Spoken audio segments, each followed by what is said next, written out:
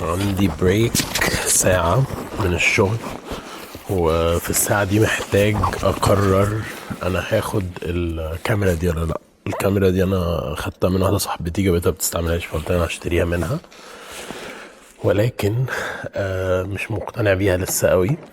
فقررت إن أنا هعمل فيديو في ساعة البريك دي.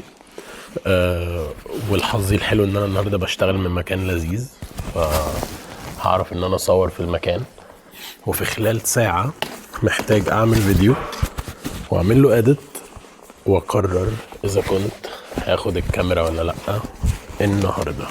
أوكي، وإحنا من مكان فوتوجينيك جدا بصراحة، اللايتنج فيه كويس فملكيش حجة.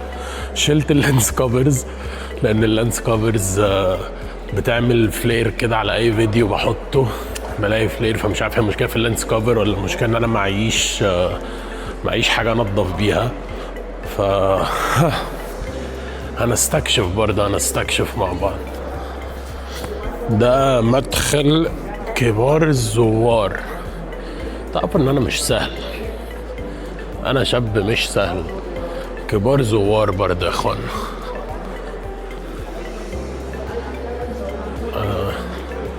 اتحاد مودرن ارت جاليري البازار.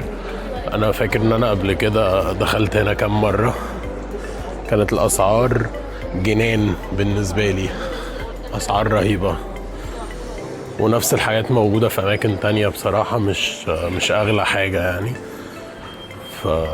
فعمري بصراحة فكرت إن أشتري حاجة أصلا من جوه متحف أو من جوه مكان سياحي، ما بيبقاش فيها حاجات سبيشال أوي يعني. يا نهار اسود، درجة الحرارة 89. مسجد الشيخ زايد الكبير.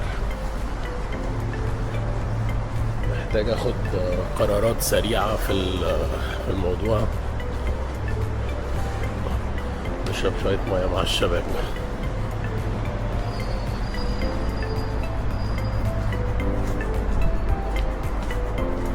الله.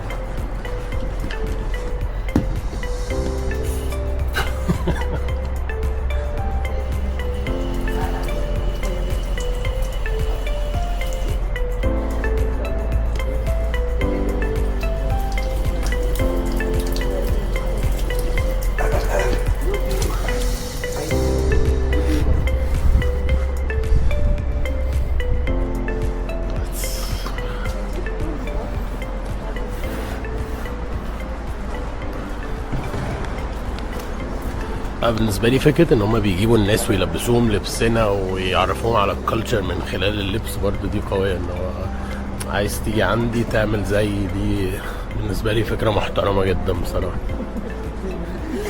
طيب وانتوا بتتفرجوا كده ممكن ندي شوية معلومات عن مسجد الشيخ زايد.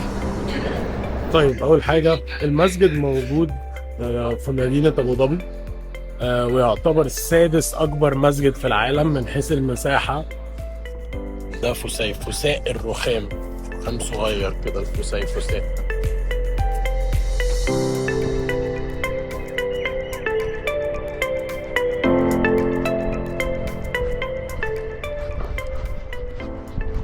السنجل لينس بتشتغل بس 4K مش 8K، وشغالة فقط على 60.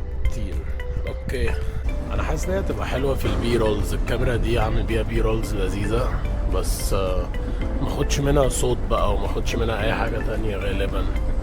اوكي، انا عملت لفه سريعه جدا جوه المسجد عشان زي ما اتفقنا عندي ساعه محتاج اعمل فيها الاديت واعمل فيها الشوتنج واعمل فيها كل حاجه.